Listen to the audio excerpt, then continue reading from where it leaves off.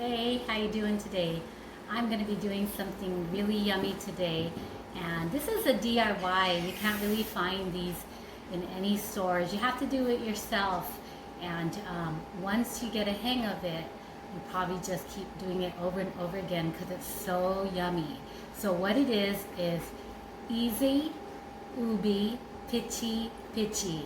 I really don't know what pitchi means, but it is a very famous, delicious dessert made out of the cassava root, coconut, and sugar. So let's go through the ingredients. So it's 1 pack grated cassava. So this is what it is. And these are find these at the Asian market, in the frozen section for sure, and at the Filipino market. So that is grated cassava, and that is a root. And so what they do is they grate it and freeze it to preserve it so they could ship it overseas. So I've been cooking grated cassava for many years in my cassava cake, and this particular one too, pitchi. So that is grated cassava. 1 cup white sugar, that is my house sugar here. CNH only, okay, because I've noticed with other sugars that they add cornstarch in it, but CNH pure cane sugar. 1 1/2 cups water, right here, ready to go. Okay, and of course the most famous ingredient is 1 teaspoon of ube flavoring. So I went to the Filipino market today and they had a lot of these. So this is a ube flavoring that McCormick has been making for many years. And that's why I kind of decided to do a video today, because I found a stash of this. So I have a stash. So, and they were not like trying to buy them off Amazon where they try to sell them $9 for these tiny little things. So at Seafood City, they were only $3. So I got myself a stash so I can just make ube stuff for my family and friends. And I don't sell those stuff, so the stash is for gifts and stuff, so for sure, okay? All right, so the easy way how to cook this, how to remember to cook it, is just put it in the microwave, break out your glass Corningware by Pyrex that you know you got for your wedding and stuff, or you know, just take it out, because we need a large glass Pyrex to cook this in, okay? So break it out, okay? So yes, we need that. Okay, now we're gonna microwave our batter for 20 minutes, but you have to stop every 7 minutes to mix it. And the mixing part is so important. You have to mix it up really good. And I'll show you the end ingredient before I actually shape the makapuno patty, the cassava patties. I'll show you how it's kind of formed and shaped, and that's what kind of the challenge is, cooking it correctly and then forming it and shaping it so it looks like a cute little patty. So let's just get to the ingredients. Okay, so we talked about this already. So this is the grated cassava. Okay, that goes in. All right, so if you don't know what cassava is, it is a root vegetable or fruit, I don't know. I just know it is cassava, but it has a off smell to it, like a sour smell. So I've been cooking it for so long, it doesn't bother me, but as a new cook, you just have to kind of know that it has a sour-ish smell. And I don't know how to describe it, but I do get a whiff of it so that I could make sure that it's not super sour, like more sour than the usual sour. So yeah, this one is sour, but not extremely sour. So it's a good pack of cassava. Okay. All right. 1 cup white sugar. All right. So here is my white sugar. Okay, just put that right in. 1 cup of white sugar going in. Okay. And then 1 1/2 cups of water. 1 1/2 cups of water going right in.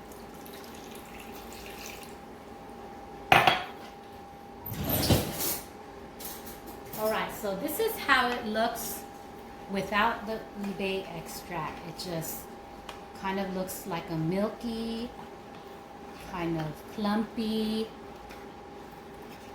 kind of concoction here. And I'll show you a close-up because I want you to be comfortable being familiar of how it looks. And sometimes, since it is a root blended and cut down, you'll find some of the peelings. You just kind of have to go through and just kind of pick out the tiny pieces of ground peeling off. And it's not dangerous if you got one of those peelings in the batter here. But I will tell you that this is never ever to be tasted raw or eaten raw, because the cassava in itself is not, it's like taro root. You're not supposed to be eating this stuff raw or tasting it raw. It can be a little bit harmful. That's why a good 20 minutes in the microwave is good enough. And I've tried this before, and I learned it from one of my aunts, and she gave me the recipe. So it's a well-trusted recipe, but you cannot be trying to play around and drink or eat this raw, okay?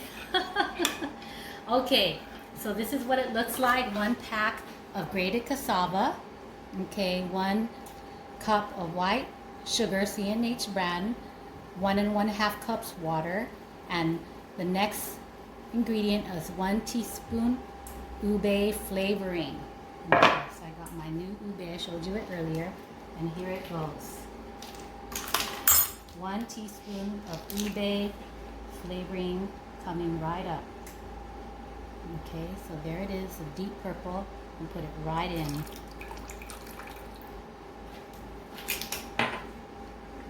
Okay, so you see it right there.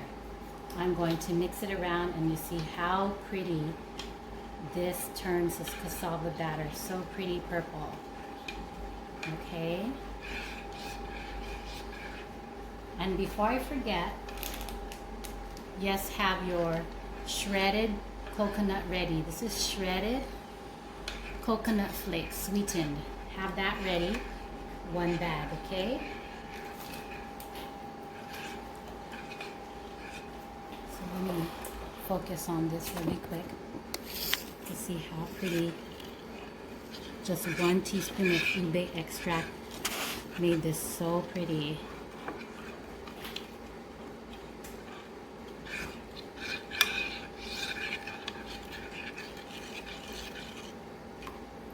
And that is what it's supposed to look like, kind of lumpy and watery at the same time.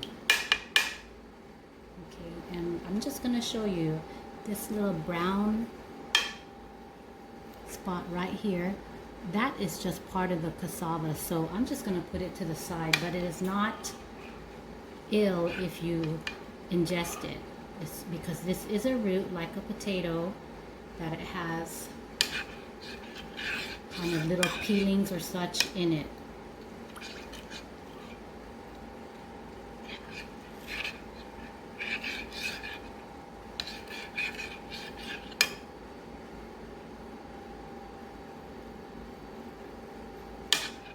Okay, so it has turned a really, really pretty purple here.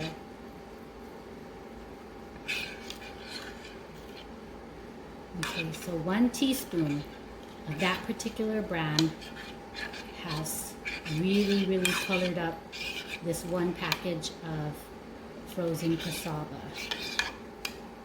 Okay, and that is my favorite brand of ube. I'm scared to try anything else, because if it doesn't work out now, I have kind of wasted a dessert. Okay, so the next step is to cover this with saran wrap, okay?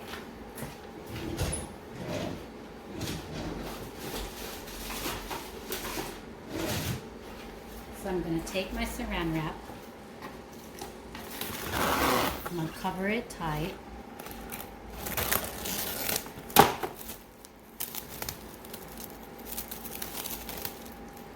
So when it actually goes in the microwave, it'll be covered tight and it won't come off the sides. I'll just do one more because there's a little bit of an opening right here. So I think we really want it covered, because I feel like if we don't cover it, the top of the cassava batter is just gonna harden so bad. So this kind of keeps the moisture in.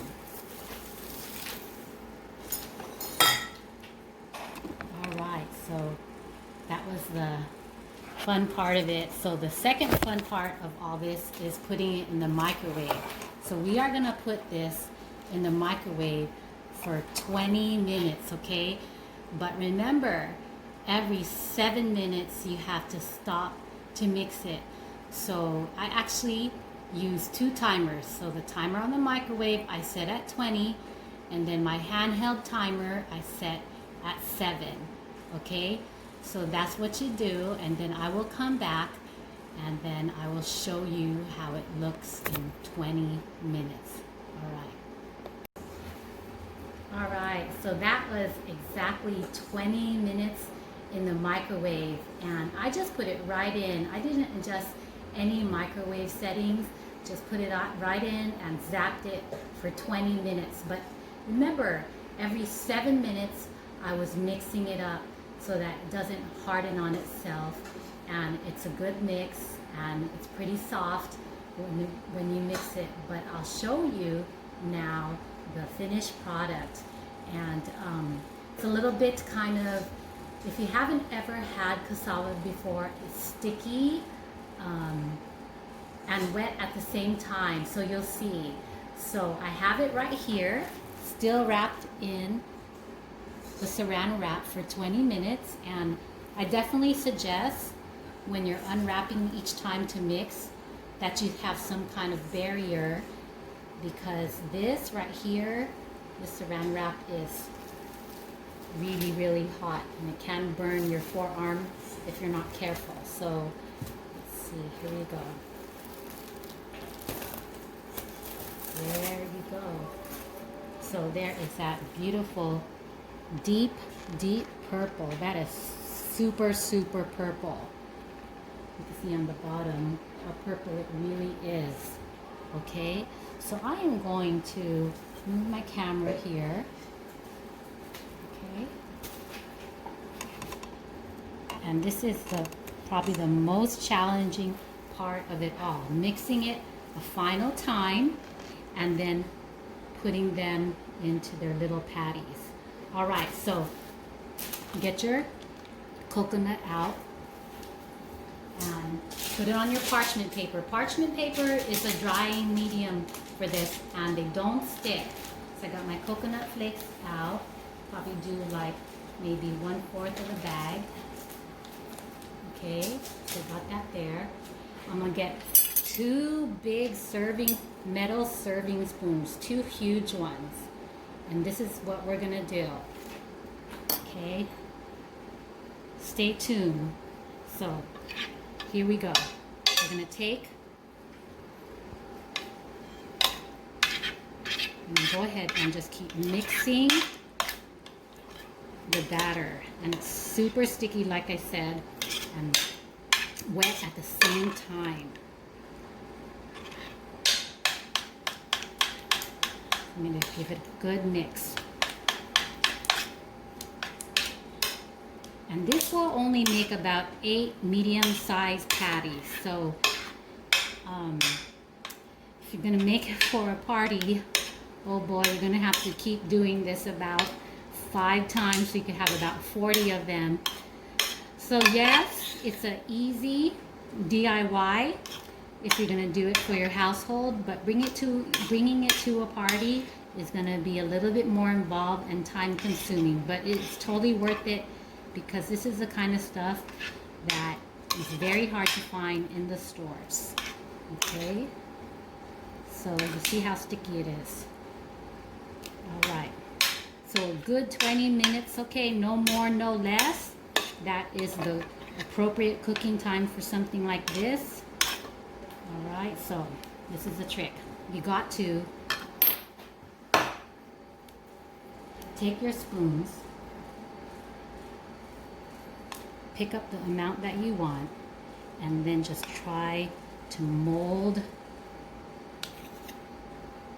a little patty. So you see that patty I just molded right there? And then you see the coconut right here in the corner? You just drop that patty on the coconut. Okay, try to take off the other parts. And then I guess you would have to just like roll it. Okay, so I drop that part and I turn it around. And then I'm going to kind of press a little bit of the coconut on top. And then we show you the patty.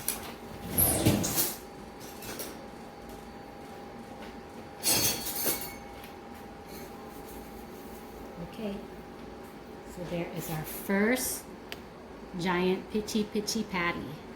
Isn't that pretty? Okay, so I'm going to work fast here because I don't want them to dry up, the batter to dry up before I'm done. So that was on the bigger side. Let me see if I can make a tinier one. So take this,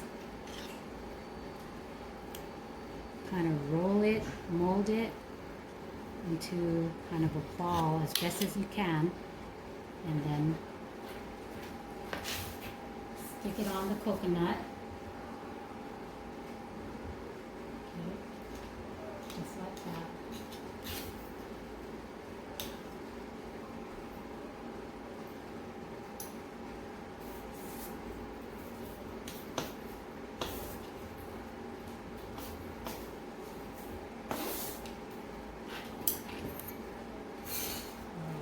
Patty number 2.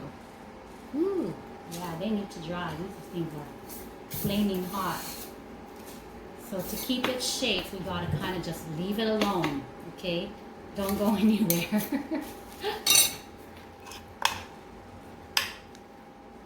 Alright, so this is my third one.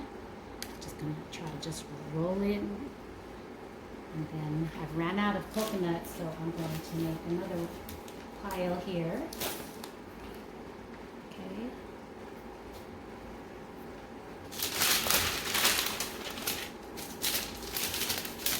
And you can see me with the corner here. Just going to drop it on to the coconut.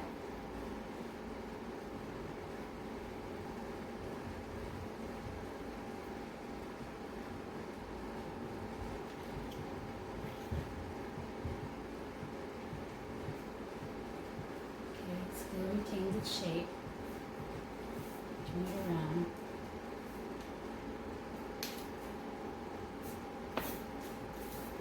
The nice thing is, if it doesn't retain its shape, you can reshape it.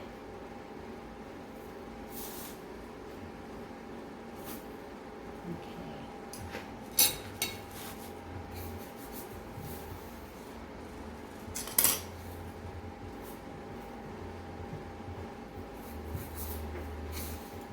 Here is my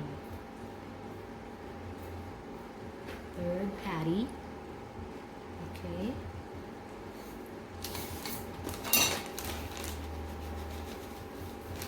And the coconut. Just going to clean off these spoons just a little bit to get some of the sticky stuff off so I can start fresh. Alright, so looks like I can make 3 more patties. So I'm just going to finish making them because if I walk away from it, these patties might harden up. And I don't want that to happen, so that is my 4th patty. I'm going to drop it here on the coconut. Okay, so you see it there. Push it in a little bit, and then I'm going to turn it over.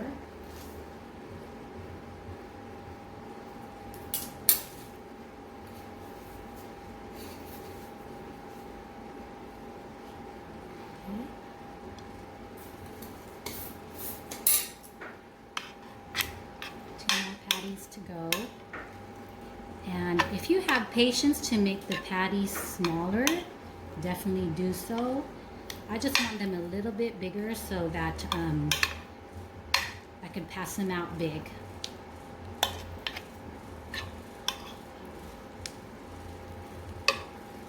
Okay, so here is one that I'm trying to form, but it's escaping my spoon here. So I'm going to stick it back there. Okay, so that's that. I'm going to drop it on coconut.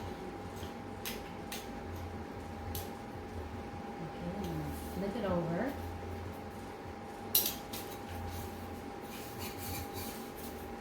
This is my fourth patty. And then we'll work with this very last one. So 6 palm-sized patties. One serving, one package of this mix. Okay, so that is my last amount of ube cassava. I'll drop it on the coconut.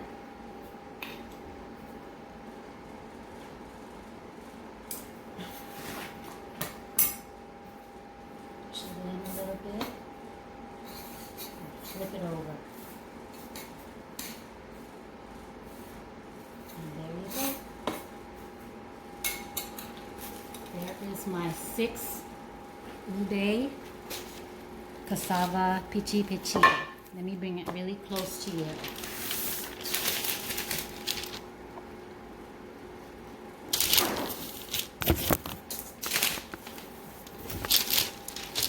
So I'm going to go ahead and kind of drizzle it a little bit more with a little bit more coconut. Can never have too much coconut drizzle. Then I'm going to push the coconut in just a little bit. Okay.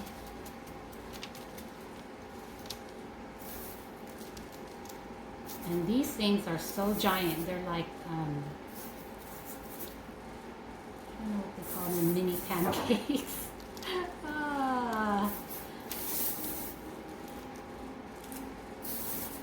$50 pancakes. Anyways, okay. So here is, I'll show you each one I made. So here is one again, and then there is my palm. So it's basically palm-sized pitchi. Okay. Let me form this. And then here is my second one. Really close up. Okay, so they surprisingly took an oval shape to circular form, and that's what I wanted. This one is a bigger size one. The third one. And that one. This is my very first one. Let's see if I can get a look at the bottom. I'm going to switch this over, and this is the bottom of one of them. So it kind of looks the same because I rolled the bottom into it, okay? So this is your pitchi. All right, so that was fun. What a challenge. But I got a surprise for you. Since I'm off today, I went ahead and made the pitchi in pandan coconut pitchi. So let me show you. The only difference in that recipe that I quoted was I used buko pandan extract instead of ube extract. So that's what it is, buko pandan, and this is what it looks like. So right here. Isn't that pretty? It's so green. All right, so I'll just kind of pick it up and show you here. It's so pretty green. It's like almost like a neon green. Okay, so that is my second one. And I had more, but people keep stopping by and getting their share. So these are actually on medium size. These are not the huge size that I showed you in the ube. These are medium size pitchi pandan. Okay, so it's up to you what size you want to make them. But I noticed with the spoons that I had, those 2 serving spoons, that it yielded a bigger size, and I didn't want to mess with it much more. Okay, because they needed to be formed quick. So this is my last pitchi pandan. And I did not have to add more food coloring. 1 teaspoon of that buko pandan was enough. All right, so let's just go ahead and plate them together and see how pretty it really looks together.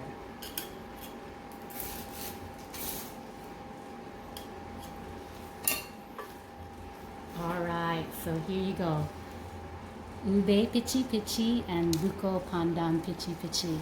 Isn't that the prettiest thing that you've ever seen? But now you have the recipe and you can DIY at home and enjoy this delicious dessert whenever you want. All right, okay. Well, I'll let you go. Thank you for listening. I hope that you make this one day and it turns out well for you. And if it's your first time, just buy like maybe 3 cassava packages. So if you mess up, you know, no big deal. You just start all over again. And that is my words of encouragement. Okay, take care.